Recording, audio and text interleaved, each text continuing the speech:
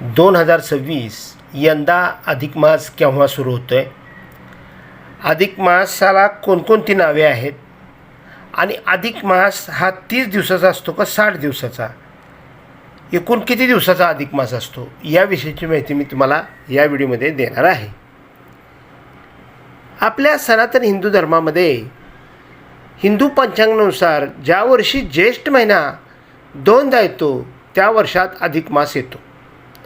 अधिक मासाला भगवान विष्णूंचा महिना मानला जातो. या महिन्यात भगवान विष्णूंची पूजा दानधर्म करण्याचा विशेष महत्त्व प्राप्त झाले आहे. तसेच अधिक महिन्यात काही रीतिरिवाज आणि विधी केले जातात. यंदा ज्येष्ठ महिना दोनदा येत असल्याने 2026मध्ये अधिक मास लागत आहे. तर जाणून घेऊया आपण या अधिक मासाचे महत्त्व आणि अधिक मास कधी सुरू होतो आहे, कधी संपतो आहे, अधिक मास काय येत असतो. अधिक मास म्हणजे एक वाढीव महिना. वर्षात एकूण 12 महिने असतात. मात्र खगोलीय कारणामुळे सौरवर्ष जे 365 दिवसाचे असते आणि चंद्रवर्ष हे 354 दिवसाचे असते, यातील 11 दिवसाचा फरक दरवर्षी येतो व सलग 3 वर्ष हा फरक 33 दिवसाचा म्हणजेच संपूर्ण 1 महिन्याचा असतो. त्यामुळे दर 3 वर्षांनी अधिक मास येतो. अधिक मास आल्यामुळे पंचांगावर परिणाम होऊन वर्षातील सर्व सण काही दिवसासाठी पुढे जातात. हा महिना जवळजवळ 30 ते 33 दिवसाचा असतो. पण यावर्षी हा जो महिना आहे तो 30 दिवसाचा आलेला आहे. वर्षातील महिने 13 होतात. त्यामुळे ज्येष्ठ महिना दोनदा गणला जातो.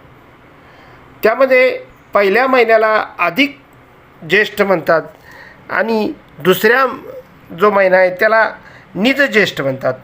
अधिक ज्येष्ठ म्हणजे अधिक महिना असलेला आणि निज्येष्ठ म्हणजे मूळ ज्येष्ठ महिना असलेला, असे त्याची व्याख्या असते. त्यामुळं अधिक महिना जो असतो तो ओरिजिनल जो असतो तो 30 दिवसाचा किंवा 33 दिवसाचा असतो आणि पुढचा जो येणार आहे निज ज्येष्ठ हा 30 दिवसाचा असतो.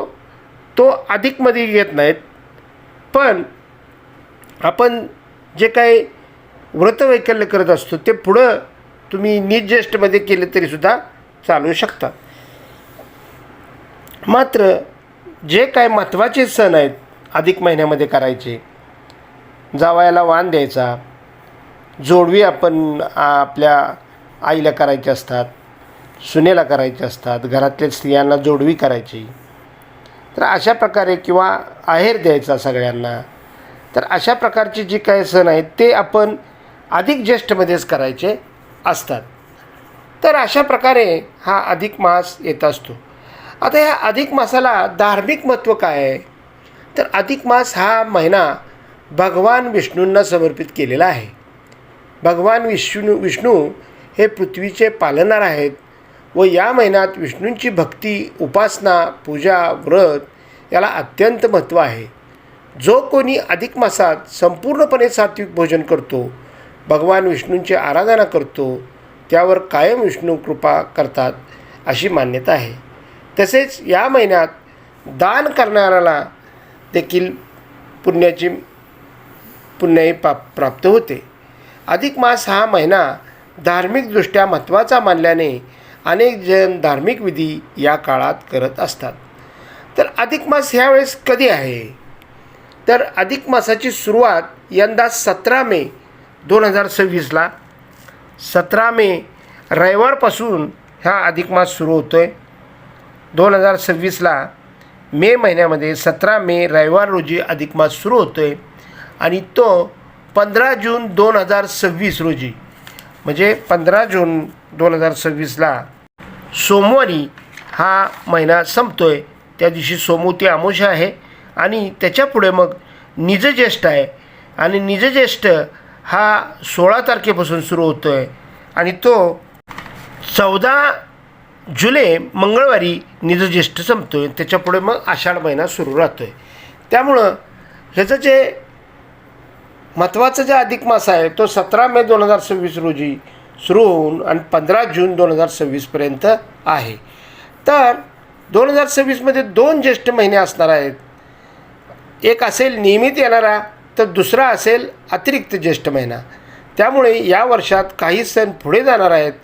वटपौर्णिमा देखील यावेळेस 29 जून रोजी असेल. अधिक मास 15 जून रोजी समाप्त होईल. तर अशा प्रकारे ह्या अधिक मासामध्ये आपण सर्व सण जे आहेत ते पुढे जाणार आहेत आणि ह्या अधिक मासाला सुरुवात ही 17 मेपासून सुरू होते ते 15 जूनपर्यंत आहे. आणि अशा प्रकारे आपण आपल्या या अधिक मासाचं व्रत आपण जे काय करणार आहे, पूजा अर्चा करणार आहे. अधिक मासामध्ये काय करायचं असतं, काय करू नये ह्याचासुद्धा सेपरेट व्हिडिओ आहे. अधिक मास काय येतो त्याचासुद्धा सेपरेट व्हिडिओ आहे. अधिक मासाला वाण काय द्यायचं जावयाला त्याचासुद्धा सेपरेट व्हिडिओ करणार आहे मी. पूर्वीचे व्हिडिओ आहेतच, पण हे नवीन व्हिडिओ सगळे करणार आहे ते सुद्धा अवश्य पहा. तर अशा प्रकारे आपण 17 मे 2026 ते 15 जून 2026पर्यंत आपण ह्या अधिक मासाचं जे काय व्रतवैकल्य आहे, तुम्ही ते पूजा अर्चा, अधिक मासाची कथा असते ती कथा वाचन, त्याचे माझे सगळे अध्याय केलेले आहेत ते सुद्धा अवश्य पहा किंवा ऐका. जर तुमच्याकडे पुस्तक अवेलेबल नसेल तर तुम्ही हे माझे सगळे अध्याय ऐकू शकता. मला वाटते 14 अध्यायापासून मी पुढं शेवटपर्यंत केलेले आहेत. फक्त त्यातले 1 ते 14 राहिलेले आहेत ते सुद्धा मी ह्या वर्षी करणार आहे.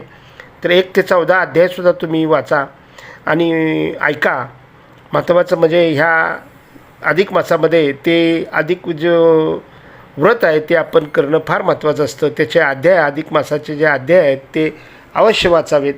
तर त्याचे पुस्तकसुद्धा मी तुम्हाला स्क्रीनवर माझ्या देणार आहे. ते पुस्तकसुद्धा तुम्ही आणून तुम्ही अध्याय वाचू शकता किंवा मग माझे तुम्ही व्हिडिओ लावूनसुद्धा तुम्ही ऐकू शकता. तर अशा प्रकारे हे 1 ते 30 अध्याय आपण सगळे करणार आहे. तर हे केलेले अध्याय तुम्हाला पाहायला ऐकायला मिळतील. तर अशा प्रकारची ही माहिती जर तुम्हाला हे आवडले असेल तर लाईक करा, कमेंट करा आणि माझ्या चॅनेलला सबस्क्राईब करा. धन्यवाद.